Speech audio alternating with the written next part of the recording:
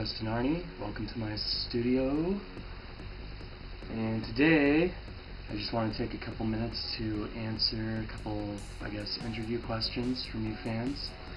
A couple of you emailed me, and so I'm going to post this video online and answer these questions for you guys. Okay, so first up here is, who or what made you want to be an artist? Okay, well, I always wanted to be an artist. Growing up, I always had the artistic talent, and I think a lot of that was due to my grandfather. He tried to push me in different directions with the art. He's the one that got me started in doing oil painting and just trying to push me from really early age to get better at making art. He's a big factor in it.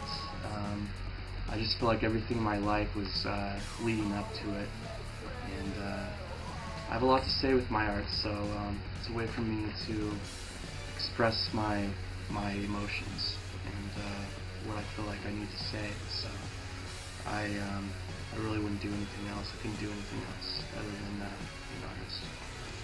And second is, what is your favorite horror movie? Well, it changes from week to week, and this week, I'm going to grab it here, we have 1408, and it's one of my favorites, directed by Michael Hafstrom, and sorry if I butchered your name there, and I'm not too familiar with his work, but it's a pretty incredible movie. Written by Stephen King, and not only does it have a lot of visuals, it has a lot of psychological aspects to it, and even before the guys in the room, leading up to the scary part of the movie, they really bring on a lot of psychological horror into it that makes you afraid before he's even in the room. So it's different from other horror movies, I think, today. And as far as longevity of the movie, I think it will become a cult classic in the future. So there's that. Alright, third question we have here from you guys is, what did your parents think of your art growing up? And it's kind of a funny question. To put it mildly, I think they were pretty much against it. Let's see. I remember overhearing my dad talk to his friends, one day that he's like, "Why doesn't my son draw cars and like baseball players and stuff like your son?" And I always remember laughing at that growing up, thinking that was funny. But I had to push myself, I always felt like there wasn't really anyone there for me, so I would be in my room practicing, making art, and they'd want me to be outside playing baseball or something like that. So that's pretty much how I felt growing up. And right now, as an adult, now that I'm doing this for a living, naturally they're more supportive, and but if you want to be an artist, it's you that you have to have the drive yourself. You can't expect anyone else to help you along. You have to figure out the reason why you want to do this, and you can't depend on the support of anyone else. So that's that. And fourth question, what would you like to do with your art in the future? And, I want to push it in a lot of different ways, I have this idea or kind of script that I wrote back in 2008 of this guy that, he lives this really normal, boring life, but he's slowly going crazy. He looks in the mirror and he sees all these different, like shadow people trying to get him. I'm going to focus more on the psychological aspect of the horror industry. I'm just trying to stay away from the blood and gore, the torture, where everything's going now, at least in America.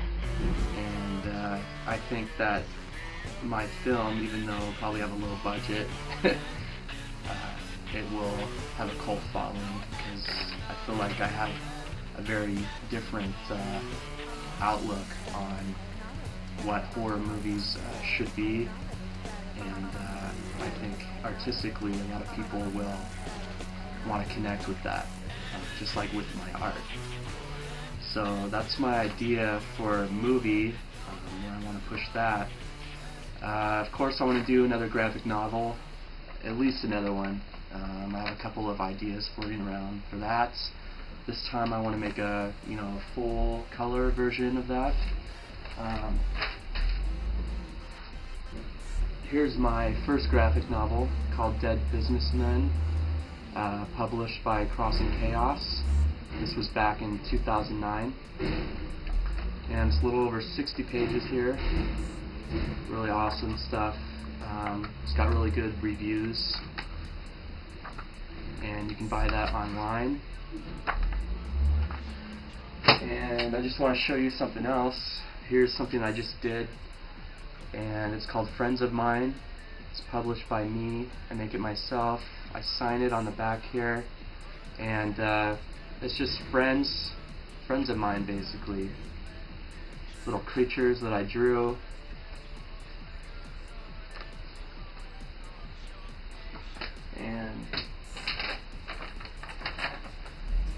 But as far as my art in the future, I want to hit up more galleries.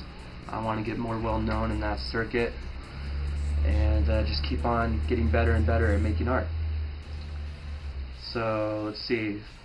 Question 5. You're so prolific. Do you ever stop making art, or what do you do when you're not making art? Well, I have a wonderful girlfriend. Her name is Brielle Disney, and I have a new baby. Her name's Amelie.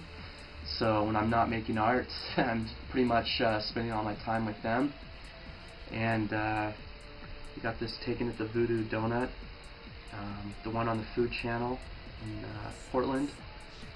And I don't even know if you can see this, but there's Brielle, there's the baby, kind of making really funny faces, or at least the baby is. And you can probably find them online on my Facebook page. Okay, last question I have here is, where do you get your inspiration? Well, I get my inspiration from dreams. I write down any dream that I can remember. I write it down, and I email it to myself. I save it in a folder. I like to go back, look at the dream, see what it was. Maybe I can get ideas from that. I also use my dreams to, I guess, become more intuitive, and it's really helped me make decisions, or the best decision. I don't know if you're into that, but I get a lot of it from dreams, nightmares, memories, childhood, growing up, things I liked as a kid, things in the 80s, horror movies, as you know. So there's a lot of different circuits of inspiration flowing in. So there's your questions. I hope this was kind of a revealing interview into my studio, where I work. And thanks for taking the time to listen to me. Alright, bye.